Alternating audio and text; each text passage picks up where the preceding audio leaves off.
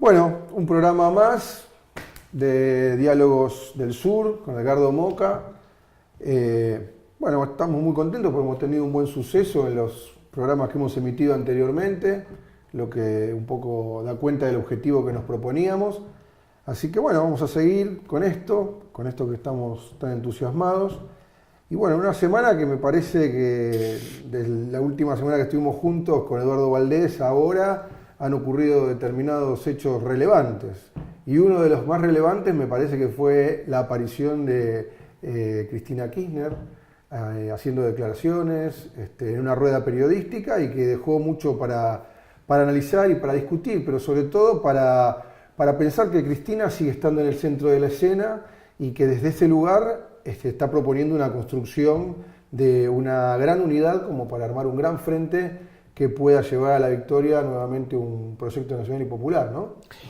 Sí, yo creo que la política argentina gira, esa idea que vos das del centro de la escena es una escena muy precisa, porque la política argentina gira en torno a las definiciones de Cristina Kirchner y no es un problema del carisma, que además existe y además funciona popularmente con una gran fuerza, sino que Cristina subraya a través de sus intervenciones lo que realmente está en juego en la Argentina y lo hace de un modo sistemático con el panorama internacional que tiene después de haber estado durante una semana en Europa conversando con personalidades del mundo transformador, pero del mundo también democrático, ¿no?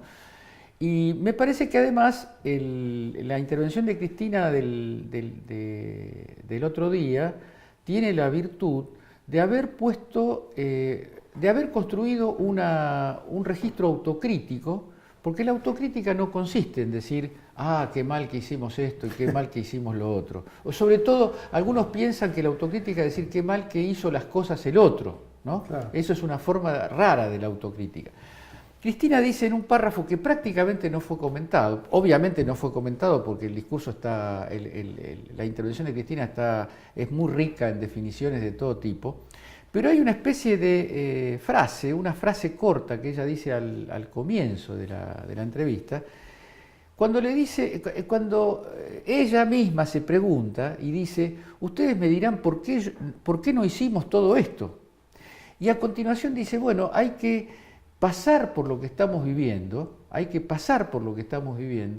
para tener las espaldas suficientes para afrontar la tarea de que el Estado pueda hacerse cargo, y pone el ejemplo de la intervención en toda la cadena de valor. Es decir, Cristina reconoce implícitamente y reconoce como hay que reconocer, es decir, reconoce hacia el futuro. Lo que está proponiendo Cristina no es un regreso, una vez más esta idea hay que subrayarla. Cristina está hablando de una etapa superior, de una etapa que necesariamente incorpora los aprendizajes de las dificultades y los aprendizajes de la derrota.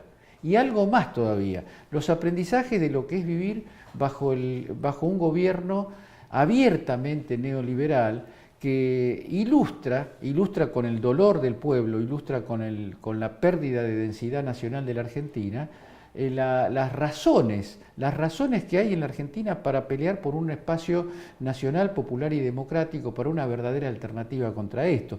Y yo creo que lo que vos mencionás de la propuesta de amplia unidad y de su disposición a encabezar una amplia unidad, me parece que es un paso hacia adelante, un paso expansivo en el desarrollo del liderazgo de Cristina y en el desarrollo del movimiento nacional democrático. Por supuesto que el discurso de Cristina no se puede comentar sin decir algo sobre las repercusiones, sobre la dinámica que se desató. Es como una especie de mojón que provoca un salto en calidad en la política. Primero, el salto en calidad de la ridiculez de las grandes cadenas mediáticas que obvian el contenido del discurso y empiezan otra vez con los... cuando hablo de las cadenas mediáticas hablo también del aparato corrupto, el aparato judicial corrupto que pone todos los días en escena algún invento nuevo sobre una causa que además ya está definida por el propio Poder Judicial, como es la causa de OTESUR. Y después pone en... Perdón, sí. puso después que apareció Cristina fue el AFCA o TESUR, Sí, 678. la Universidad de las Madres, que dicho sea de paso, hacemos un subrayado de repudio a esa maniobra repugnante de gente que la verdad que tiene con el conocimiento una relación muy, muy complicada, ¿no? Todo lo que sea universidad, todo lo que sea docencia, todo lo que sea jóvenes que se forman en una determinada disciplina les produce miedo. Me hace acordar, con todos los reparos del caso, a la política de la dictadura con la educación. Si hubo algo con lo que se ensañó el videlismo y las grandes corporaciones que gobernaron esos años, es con la producción de conocimiento independiente.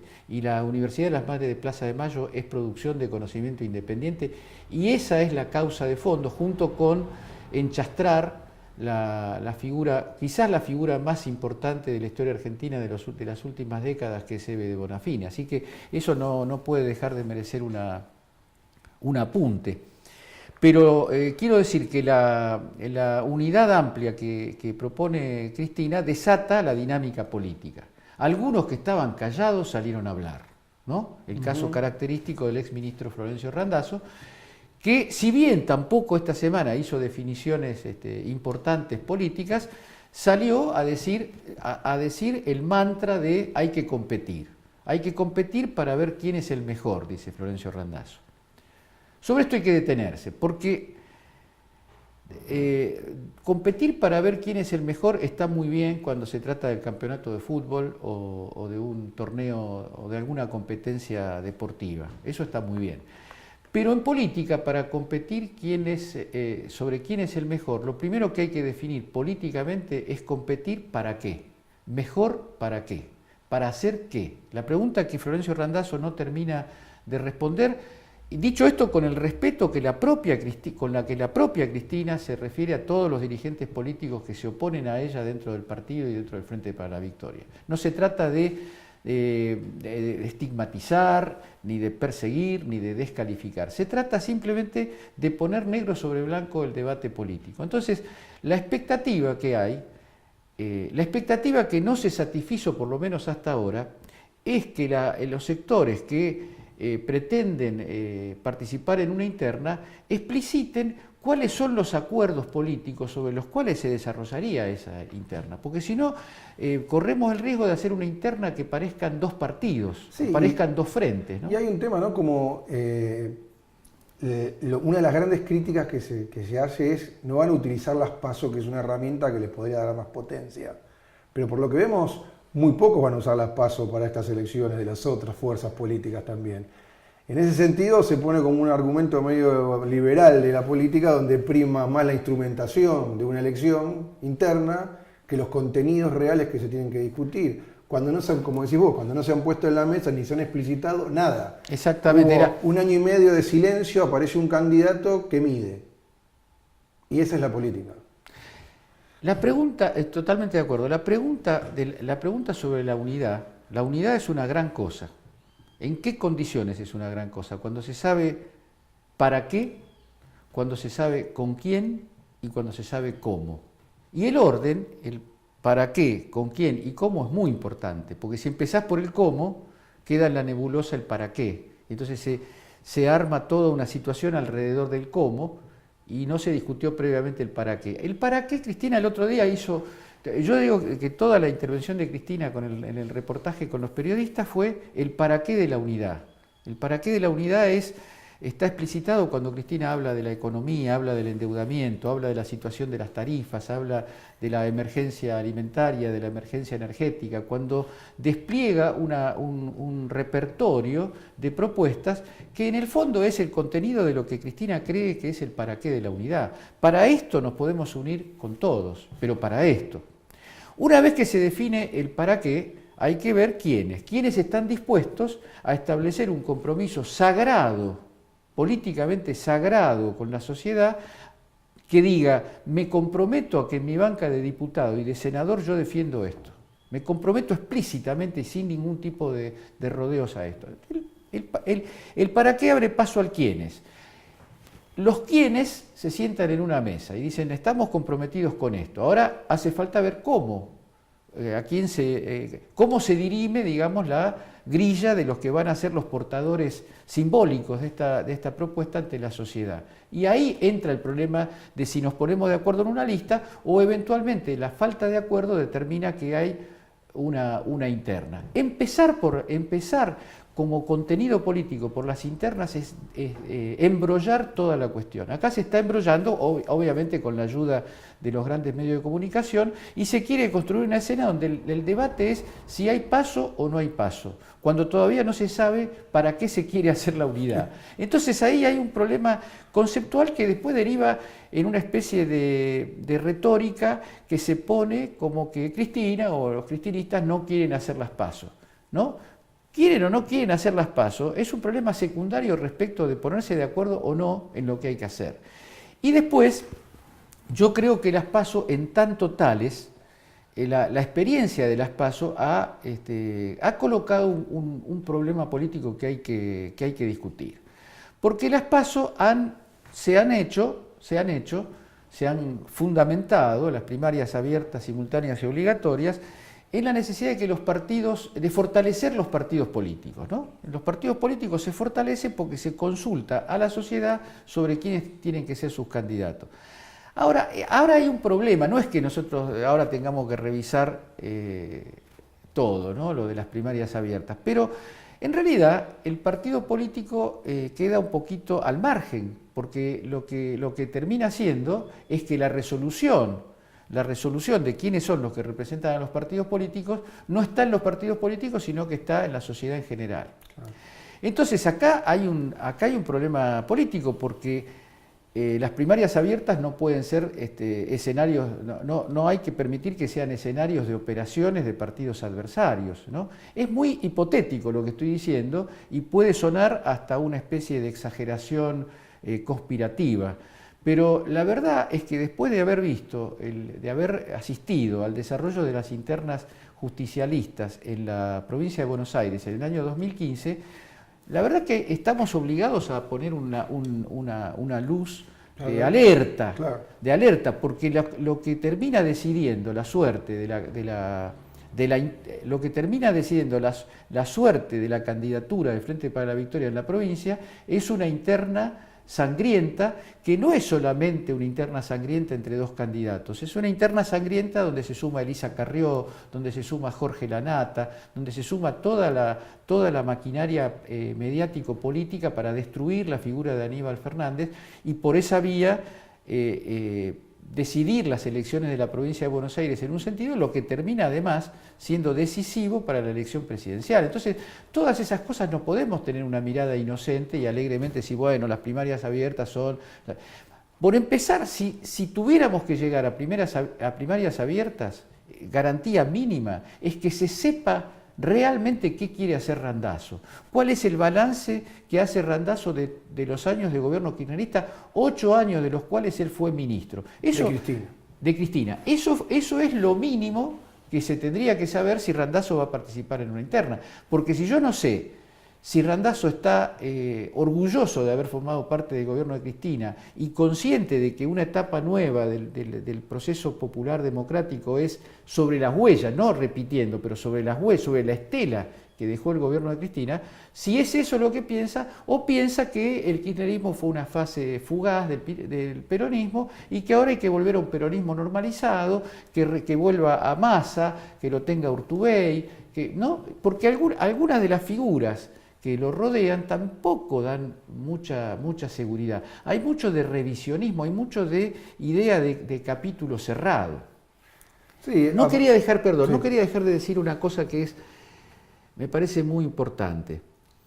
Yo creo que a veces en la política se construyen, digamos, escenas de corto plazo, dramáticas, que por ahí lo son, las elecciones de octubre son dramáticas, pero creo que hay que pensar en términos ya no de un partido, de un espacio, sino en términos del país y en términos de proyectos para el país, en que estamos en una inflexión de la historia política argentina cuyo encaminamiento se va a ir dando en un proceso relativamente largo, lo cual no deja de ser problemático y doloroso porque el costo del neoliberalismo es muy gravoso en términos de pérdida de derechos y en términos de situaciones familiares y sociales de los sectores populares, de los sectores más vulnerables de nuestra sociedad. Pero la idea de que, para poner un caso, la persecución judicial sobre Cristina va a definir un territorio donde van a hacer desaparecer al Movimiento Nacional Popular y Democrático, es una utopía neoliberal imposible de satisfacer. Porque Cristina, ¿qué es lo que está mostrando? Cristina está mostrando el valor de la memoria popular que se abre paso por encima de las insidias y de las campañas.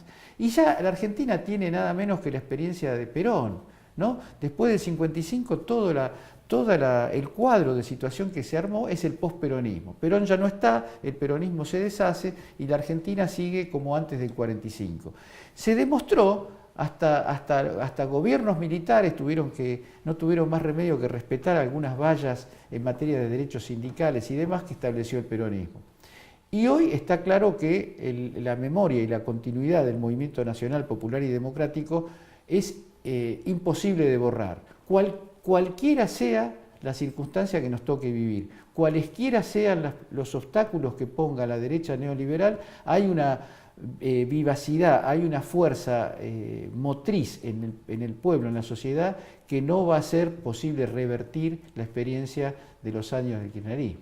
Sí, o sea, vos decís que esa experiencia está marcada a fuego, que se puede ir expresando en distintos momentos, y también creo que tiene que ver un poco con las cosas que dijo Cristina, algo rescatábamos recién, pero que me parece que es la idea de construir un país. O sea, y la idea de construir un país también son tiempos, y los tiempos no son mediatos a veces, o no son tan jugados en los tiempos que se quisieron promocionar en la campaña anterior, como que todo puede cambiar de un día para el otro. Las cosas no cambian de un día para el otro, las cosas tienen procesos, y yo creo que a pesar de la derrota electoral, me parece, hay un proceso que sigue camino, porque lo vimos no solo a nivel interno, o sea, en las organizaciones sociales, populares, partidos políticos, las búsquedas de la unidad que se dan en distintos lugares, sino también a lo que ha sembrado el país a nivel internacional. Esta visita del presidente Macri, por ejemplo, a China, lo dejó atado a cumplir con todo un paquete de acuerdos que había hecho un gobierno anterior, donde existe una política de Estado. Y me parece que ahí hay temas que el neoliberalismo, a este gobierno más neoliberal le cuesta entrar. Es decir, no podemos ir en contra de lo que ya acordó la nación argentina en su momento y tenemos que cumplir en un escenario que también mira de reojo alguien que no le gusta mucho que juguemos con China, como es el actual presidente de Estados Unidos. Y en el medio de ese berenjenal, la renuncia de nuestra canciller, la canciller nacional, ¿no? A mí me parece muy interesante la reflexión tuya, especialmente lo que concierne a la política internacional del gobierno, la política internacional de la Argentina, porque cuando hablamos de memoria, de la importancia que tiene la memoria de la experiencia popular y democrática, no hablamos solamente de la memoria como proceso psicológico, claro, como proceso subjetivo. La memoria es también materia, la memoria son cosas que se hicieron, son derechos que se consiguieron y son acuerdos que se firmaron. Entonces, de golpe nos encontramos con un macrismo eufórico, con un gobierno, con una alianza Cambiemos eufórico por haber alcanzado un determinado acuerdo con China, ¿no? Cuando estuvieron boicoteando eso y diciendo que había entrega de la soberanía, etc. Ahora, resulta que el convenio los obliga a hacer cosas, como el tema de completar, de llevar a cabo las represas del sur, con las que el gobierno no quería avanzar. Entonces así ocurre con la memoria, así ocurre con esa memoria que se transforma en hechos y en materia concreta. Y el otro tema que surge ahora con el despido de Malcorra del Ministerio de Relaciones Exteriores, de la Cancillería, obligadamente tenemos que hacer un raconto de lo actuado por el gobierno en materia internacional. Y un raconto no solamente, por empezar, el raconto de cómo se revirtió o se retrocedió en la política de integración regional, cómo se avanzó en un regreso a la política de relaciones privilegiadas, carnales, se la llamó en algún momento, con Estados Unidos. Porque en el mundo más cercano a nosotros están pasando cosas de una gravedad tremenda. No podemos dejar de decir algo sobre la crisis de Estado que está sufriendo la hermana República de Brasil, donde hay un gobierno de facto en estado de emergencia, con un 2% de imagen positiva del dictador, del presidente de facto, Temer, y hay una propuesta de la derecha brasileña de normalizar, legitimar la situación por medio de una resolución del Congreso. Ahí tengo una pequeña acotación.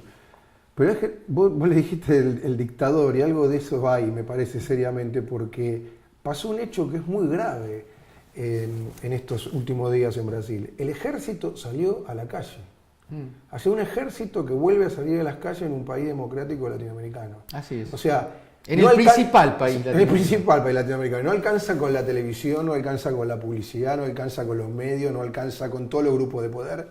Hemos visto físicamente a un ejército reprimiendo en las calles después de 20 y pico de años. Es que el punto, lo que está muy buena la observación, porque el punto es entender que el retiro de las Fuerzas Armadas de la escena política tiene que ver con que el neoliberalismo, el establishment local y global, local de cada uno de los países y global, manejado centralmente por Estados Unidos, consiguió una fórmula de legitimidad que está en crisis. La fórmula de legitimidad era que gane quien gane, gane la derecha o supuestas izquierdas o supuestos movimientos populares. No se viola un pacto que no está escrito pero funciona con mucha más fuerza que los que están escritos, que es que se puede hacer cualquier cosa en el gobierno menos tocar los negocios del capital concentrado. El capital concentrado, el capital que es dueño, ese 1% que es dueño de la mitad de la riqueza del planeta, eso no se puede tocar. Ese es el pacto implícito. Cuando en Brasil esa legitimidad hace agua, porque hay un liderazgo como el de Lula, que está, digamos, posicionado para participar en una elección directa y ganar, entonces ya no se puede seguir manteniendo la ficción de la alternancia, la ficción de que todo el mundo puede decidir, se puede votar a estos o a estos otros, porque ya apareció el antagonismo político y ese es el mismo problema que hay en la Argentina. Y el mismo problema tiene, aunque parezca un poco forzado, no me importa que parezca un poco forzado, Temer y Macri tienen un problema de origen, una marca en el origen. Es cierto, parece forzado porque dice, no, Temer lo eligió una mafia. Lo eligió una mafia Temer, digamos las cosas más o menos con cierta certidumbre. Es un gobierno mafioso elegido por la mafia principal que está ahí en el Congreso y legitimado por otra mafia que es el Poder Judicial. Muy bien. Desde ese punto de vista uno dice, no, Macri votó la gente, ganó un balotaje, perfecto. Pero el problema de origen de Temer, que es la ilegitimidad de los orígenes, hay un problema de origen también en el macrismo. Y en los orígenes suele estar la explicación de la historia de algo, ¿no? Cuando uno pretende entender algo, en la realidad presente tiene que ir a los orígenes, a cómo se originó. El macrismo tiene un mal de origen que es que la derecha argentina tenía como plan A la asunción de una fuerza neoliberal sobre la base del desquicio. Lo que se dedicaron entre el año 2008 y 2015 fue tratar de que Cristina se fuera por la ventana envuelta en una catástrofe social, en un incendio. Y eso fracasó. Y en los orígenes del macrismo hay una movilización de 1 millón de personas en la Plaza de Mayo para vitorear y para despedir triunfalmente a Cristina Fernández de Kirchner. Ese problema de origen es el que está organizando la vida política argentina de hoy. Las elecciones de octubre, todo lo que está ocurriendo alrededor de la persecución judicial, no se puede explicar sino por ese problema de origen, porque el macrismo no tiene detrás de sí una catástrofe como la tuvo Menem, como la tuvo el neoliberalismo en los 90, que permitía decir, esto es duro, esto es muy duro, pero nadie quiere volver a lo anterior. el pan costaba $1 a las 9 de la mañana y costaba 1,80 a las 6 de la tarde. A eso ninguna sociedad quiere volver. Entonces, si ese es el punto de partida, el ajuste, la brutalidad, la eventual represión, tienen algo así como una especie de fuente de legitimidad fáctica, de hecho, que esta política de Macri no tiene. Por eso no hablan de lo que hacen. Quieren hacer una campaña electoral silenciando la realidad política argentina de hoy, no diciendo nada del endeudamiento, no diciendo nada de la pobreza que crece, no diciendo nada de las fábricas que cierran, no diciendo nada de la pérdida de soberanía, de la pérdida de derechos. De eso no van a abrir la boca. Toda la campaña va a estar concentrada en mostrar la supuesta crisis, una crisis que nunca existió. La causa del ajuste de Macri es una crisis que nunca existió. Entonces, a mí, volviendo al principio, me parece que están dadas las condiciones para que la elección de octubre sea un campo de fuerzas, un campo de acción política que no va a ser importante solamente por el eventual resultado que tenga, sino por la agenda política que estamos en condiciones de poner. Que el pueblo argentino, no una determinada facción, sino que el pueblo argentino va a tener la oportunidad de poner en la agenda de discusión por qué, si fue tan malo el gobierno de Néstor y de Cristina Kirchner, no había que usar pulóveres o frazadas para taparse en la casa de la gente humilde.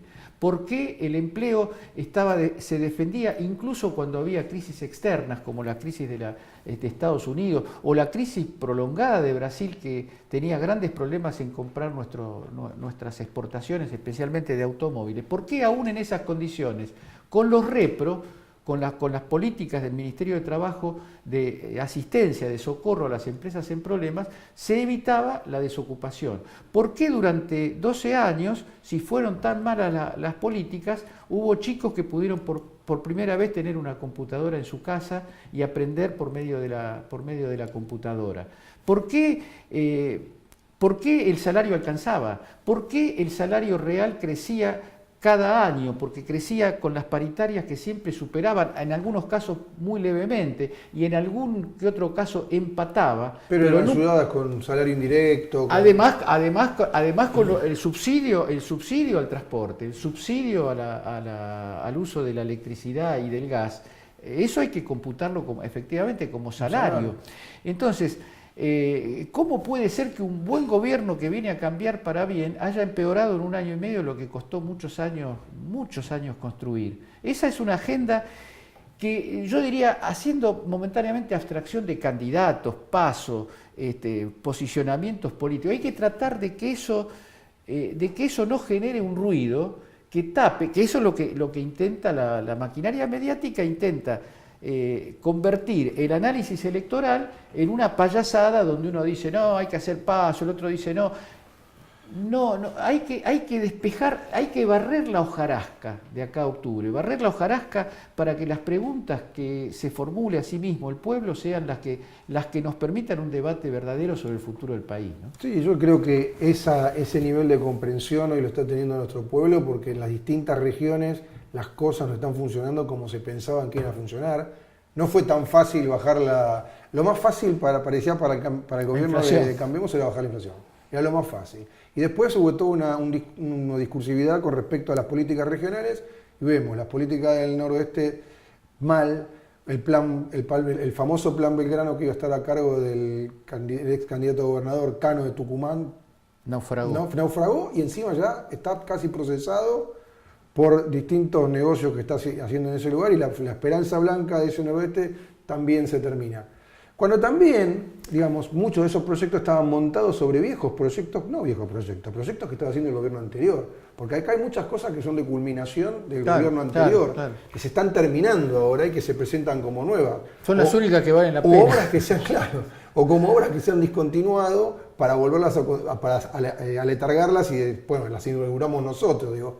O también una visión de un país que también me parece que hay que ver cómo se manifiesta en el interior de la Argentina, digamos, esta visión tan centralizada de la política en Buenos Aires en cuanto a obra pública, por ejemplo. Las millones de dólares que se están gastando en obra pública o que se pretenden gastar en obra pública en la ciudad de Buenos Aires, digamos, no solo denotan un centralismo que en la Argentina hace muchísimos años que no se ve. Entonces, eso es lo que está en marcha. Digamos, para algunos es como para Gonzalo Frade, que salía a 100 kilómetros de la ciudad para poder ver cómo están las cosas. Al country hay que ir. Al country, pero bueno, las cosas están como estaban y me parece que lo que no hay es precisamente que el oficialismo no va a querer ni discutir pasado ni discutir futuro. El oficialismo lo que va a querer es destruir lo construido. Y me parece que también ahí hay que tener confianza, porque yo creo que cada vez se manifiesta más o aparece en la gente aquella primigenia idea de Cristina de su primera aparición en escena en Comodoro Pi, cuando dijo la sencilla idea de comparar lo que tenías con lo que tenés. Sí, y tomando eso, Anto, yo creo que el ciclo Horizontes, la razón de ser en un momento de la revista y la razón de ser de estas iniciativas que estamos tomando en la web, en los videos que estamos haciendo, es intentar contribuir a colocar a la política, a los partidos políticos, a los sujetos políticos, a los que dedican a la política dedican su vida, rescatar la esencia de la política, jerarquizarla, legitimarla ante el pueblo, sobre la base de asumir los problemas reales, sobre la base de poner la propia legítima ambición, porque en esta idea que tenemos de la política desde Horizonte, no está la idea de que los políticos son malos, de que los políticos son necesariamente corruptos. El gran problema de la política es cuando el interés general queda subordinado a la carrera personal. Las carreras personales son legítimas en la política, en la medicina y en el comercio y en la empresa. Toda la ambición personal es legítima siempre que esté subordinada a una idea de bien común. En la política, la idea de bien común, si se suspende, y para ejemplificar, para no hablar en abstracto, si en estos meses no logramos, o mejor dicho, para legitimar la política hay que lograr que en estos meses que nos separan de la elección de agosto y de octubre, poner negro sobre blanco la situación social y económica de las grandes mayorías de la Argentina. ¿Por qué? Porque al servicio de frenar el saqueo macrista y al servicio de volver a poner a la Argentina en una ruta de justicia, de inclusión, al servicio de eso valen todas las carreras políticas. No creo que haya que caer en una idea, lo que pasa es que es un político. No, el político está absolutamente legitimado en la medida que pueda demostrar que su carrera política contribuye al bien común, al bien general. Y cuando digo el bien general lo estoy diciendo con toda responsabilidad, porque a veces se nos ha colado una idea con este famoso asunto del antagonismo. El antagonismo es la nutriente de la política. Si no hay un antagonismo claro, y si la política no es capaz de resolver ese antagonismo por vías legales y pacíficas, la política se convierte en un circo mediático. Entonces, se nos ha colado la idea de que somos dos Argentinas, una Argentina que está a favor de esto y otra Argentina que está a favor de lo otro. Circunstancialmente puede haber algo de eso, pero si somos verdaderamente nacional, popular y democráticos, no queremos dos Argentinas, queremos una Argentina, y una Argentina donde quepan todos los argentinos y argentinas. Entonces, me parece que esa idea de la unidad nacional, uno puede decir, bueno, hay algunos que no van a querer nunca la unidad nacional, pero Anto, esos argentinos que no quieren la unidad nacional son una minoría insignificante, que tiene tanto poder de fuego explícito, como lo demuestra la represión de Temer, de los militares en Brasil, y de fuego simbólico, como es una máquina de producir certezas y sentido común desde las 0 horas hasta las 24 todo el tiempo. Y no tanto en los programas políticos o supuestamente políticos. Algunos programas políticos en este país coinciden en juntar a 5 o 6 personas que gritan simultáneamente sin el más mínimo cuidado de escuchar algo que diga el otro. A eso se le llama programa político. Entonces, esos programas son vistos por gente que necesita una cierta descarga emocional y está todo bien, yo no me pongo a censurar lo que ve la gente o no, pero llamarle a eso programa político es un exceso. Pero quería decir que esa ofensiva cultural no consiste tanto en el mensaje directamente político, consiste en el entretenimiento y consiste sobre todo en la publicidad. cuando uno ve cuáles son los valores que fomenta ese espacio donde no hay programa, ese espacio donde uno cree que no está viendo nada, que está libre de la televisión. Ahí es donde... Como el del fútbol, que ahora hoy está libre de...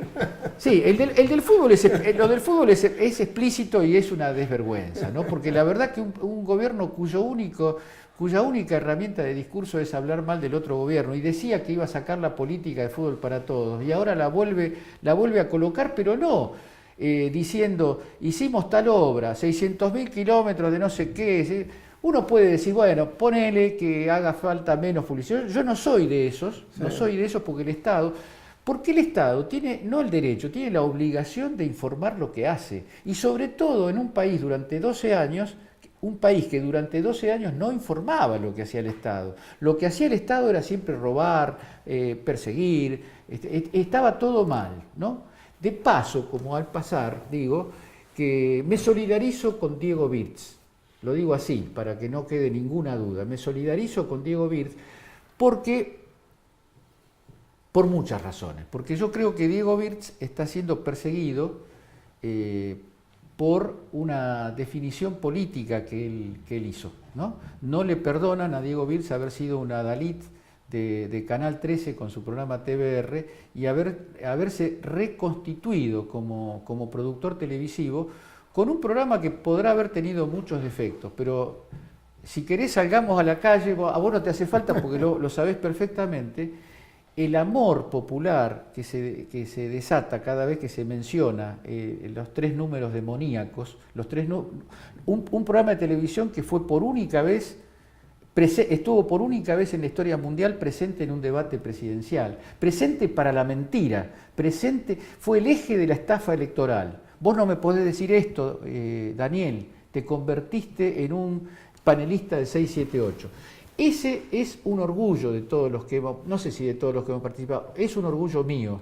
Y Diego Wirtz es el productor de ese programa. Y yo, sin conocer papel va, papel viene, puedo decir claramente que Diego Wirtz es perseguido por haber difundido un programa de espectáculo político que mejoró el estado de conciencia de un gran sector de la política. Esto lo digo con absoluta prescindencia de mi participación, porque yo lo decía mucho antes de participar en el programa, cuando era un televidente que no me perdía ni un minuto del programa. Así que 2 cosas, o 3 cosas, 3 envíos de solidaridad muy claros. Uno es para Diego y para toda la producción de 678. El otro es para Eve de Bonafini y una de sus grandes obras, una de las muchísimas grandes obras que hizo Eve de Bonafini, que es la Universidad de las Madres de Plaza de Mayo. Y otra cosa es para mis compañeros y amigos Martín Sabatella y Sergio Surano, que están siendo objetos de una persecución perversa, una persecución corrupta. Es la persecución del grupo mediático que resistió a la Ley de Servicios de Comunicación y que utilizó a la justicia y que utilizó la doctrina de la cautelar para evitar someterse a una ley aprobada con grandes mayorías. Esa gente, yo digo una sola cosa sobre eso, porque me han llegado algunas preguntas o inquietudes, ¿por qué me va a pasar a mí con el tema de 678, ¿no? Con el tema de Wirtz? Quiero decir claramente que lo primero que hay que hacer con una persecución judicial y con una tapa de Clarín, lo primero que hay que hacer es no creerles nada. Es no tener ninguna duda de que detrás de esas cosas hay mentiras, hay difamaciones y hay formas de hacer política que en algún momento tendremos que discutir para desterrar definitivamente. Esa es la tarea de las tareas, porque es una tarea global, porque no es un problema del grupo Clarín o del grupo O Globo, de los corruptos de O Globo y de los corruptos, de la mafia de O Globo y de la mafia de Clarín. Es una característica del capitalismo de esta etapa. El otro día escuché que Alberto Fernández discutía con Tonietti y sostenía que Cristina tenía razón, tuvo una gran razón, decía Alberto Fernández, que es mostrar que detrás de cada órgano periodístico había una empresa y que la empresa siempre defiende su interés. Entendió muy poco Alberto Fernández, por lo menos a juzgar. Quiero ser respetuoso también con Alberto, con el que no tengo ningún enfrentamiento personal. entendió poco de lo que pasó en el país, porque lo que demostró Cristina y lo que demostró, no Cristina, sino el pueblo organizado, la corriente por una comunicación democrática, ¿no? Lo que entendió este país no es solamente que los medios son empresas, lo que entendió este país es la profunda colusión que hay entre el sistema mediático hegemónico y un proyecto de dominación y un proyecto de explotación y de sumisión de la Argentina a los poderes globales. Eso es lo que se entendió y lo que va a ser muy difícil de desterrar de la conciencia democrática de la Argentina. Así como fue muy difícil durante décadas desterrar la idea de los derechos al aguinaldo, a las vacaciones, a la jornada de 8 horas, al descanso dominical, al estatuto del peón, a las grandes conquistas del primer peronismo. Hoy, 70 años después de eso, la gran discusión de acá a octubre es qué va a pasar con el peronismo, ¿no? El peronismo que iba a desaparecer hoy es el tema, y lo mismo va a seguir ocurriendo con el proyecto de estos años. Ahora, en la región, como para ir haciendo un redondeo, o sea, tenemos a Lula muy bien posicionado en Brasil, dentro de todo el desastre que está ocurriendo en Brasil, Evo fuerte en Bolivia, Lenín Moreno que ganó en Ecuador, Cristina muy bien posicionada en la Argentina. Digo, ¿vos pensás que eso podría llegarse a dar algún intento de cumbre o una situación de encuentro de esos espacios políticos que ayuden a contrarrestar, digamos, lo que está ocurriendo? Porque me parece como que antes nosotros teníamos en la política era más local y hoy la política es más regional. O sea, lo que ocurre en Brasil influye en la Argentina, lo que ocurre en Bolivia influye en la Argentina y así sucesivamente. Me parece que esta cuestión de poder pensar, tenemos el Parlasur, que también gran incidencia del kirchnerismo, digamos, de poder pensar desde ahí también que hay que rescatar qué pasó y qué se hizo. Totalmente de acuerdo. Lo que ha madurado, lo que ha nacido de hecho, aunque yo no veo que nosotros mismos lo reconozcamos, es una familia política. Tal cual. Una familia política que te voy a decir más, me parece que ya no es solamente latinoamericano. A los compañeros de Podemos los tenemos adentro de esa familia. A los compañeros de Syriza, a pesar del retroceso, por lo menos un sector de los griegos que condujeron ese proceso de terminar con la alternancia entre socialdemócratas y neoliberales explícitos, a la fuerza de Mélenchon, a la fuerza de Jeremy Corbyn en Gran Bretaña y por supuesto todas las experiencias que vos nombraste, sin dejar de hacer otro subrayado solidario alrededor del gobierno de Maduro. Porque ahora en algunos sectores hay cierto sentimiento de culpa. Defender a Maduro no será defender. Lo que le están haciendo a Maduro es lo que intentaron hacernos a nosotros. Claro. Esa es la verdad. Entonces yo creo efectivamente, como decís vos, Santo, que hay que darle forma a esta familia política que de alguna manera tuvo un gran momento cuando Ricardo Forster armó la movida de emancipación e igualdad en el teatro Cervantes y después estuvimos en Tucumán juntos. Porque ahí hay algo muy notable, Antolín. No es la vieja idea de las internacionales ideológicas, que para formar parte de la internacional tenía que ser comunista, socialista, o tener una definición de alguna forma dogmática. En esos encuentros estaban los curas de la opción por los pobres, estaba el Vaticano, gente enviada por Bergoglio, estaban los comunistas de Bolivia y los guerrilleros de Irlanda, y estaban las feministas, y estaban los ecologistas, y estaban los nacionales populares.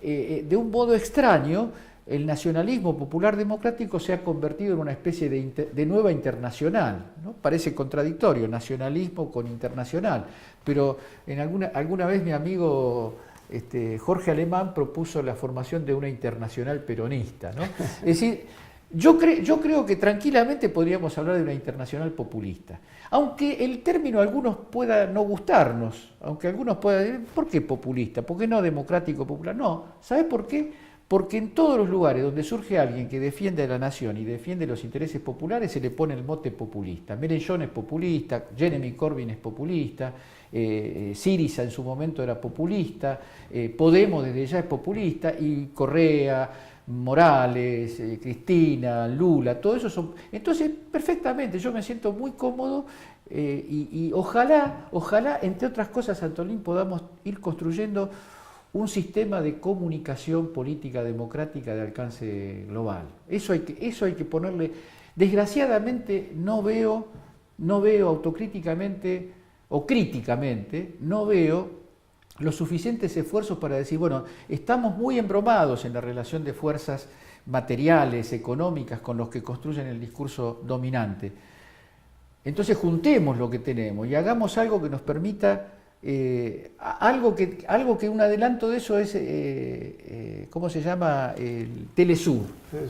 Telesur, por supuesto, Telesur está marcado por la presencia central venezolana y eso no es un problema de los venezolanos, es un problema del conjunto, porque nosotros necesitaríamos un sistema de reproducción, no solamente reproducción general y abstracta, sino de información, que haya un sistema global de información aprovechando las redes sociales. Algo de eso está haciendo mi amigo Pedro Brigger con el Nodal, creo que se llama lo que hace. Pero bueno, juntarlo a Pedro con todos los que estén haciendo cosas parecidas y tener un centro relativamente unificado de comunicación y de interpretación de los acontecimientos mundiales, porque aprovechando este giro de la conversación, digo, lo que pasa en Argentina y lo que va a pasar en Argentina no se puede separar de la crisis mundial del neoliberalismo que el Papa Francisco ha puesto en el centro de la agenda política. Si logran reconstruir y zafar de una situación crítica como la que están, van a ser muy difíciles los procesos políticos transformadores y emancipadores nuestros. Nosotros no podemos no apostar a una profundización de la crisis. Cuando se habla de esa manera, enseguida sale Clarín a decir, este está proponiendo que la guerra civil. No, una crisis en la subjetividad y en la conciencia nacional y regional y global. Sin esa crisis no hay un mundo vivible. Tenemos fecha de vencimiento como planeta si esa crisis no se produce. Tal cual. Yo creo que, bueno, vamos llegando al final y entendiendo que las cosas que... Rescato algo que estuvo en la charla, que es esto de lo que permanece, las cosas, los logros que se tuvieron, la ley de medios que se hizo en la Argentina, que logró que un montón de gente la debatiera, discutiera, dejó un campo sembrado. También rescato y creo que, sinceramente, que los compañeros que han hecho 678 son personas que hoy prácticamente están proscriptas de los medios de comunicación, pero todos se están comunicando, todos están tratando de encontrar un lugar de donde hablar, de donde decir, de donde contar. Y nosotros con este espacio, Edgardo es uno de esos integrantes, nos hemos propuesto eso. Sabemos que tenemos a favor ciertas tecnologías más cercanas últimamente que nos permiten hacer este tipo de envíos, pero también sabemos que a veces en discusiones hemos criticado porque si no son cosas muy largas que la gente no va a escuchar.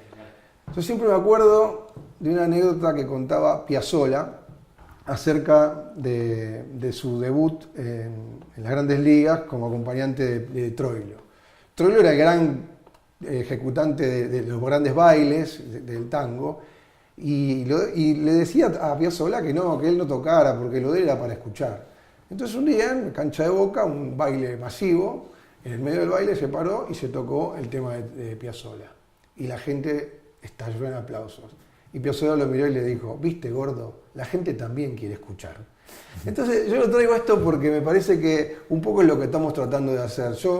Las repercusiones que tuvimos en los programas anteriores y las cosas que hemos hecho, o la revista misma, es la gente necesita también escuchar y reflexionar y no estar sometida a un programa de toma y daca que es nada más que una puesta en escena del espectáculo. Y finalmente nosotros también somos la gente. Por supuesto.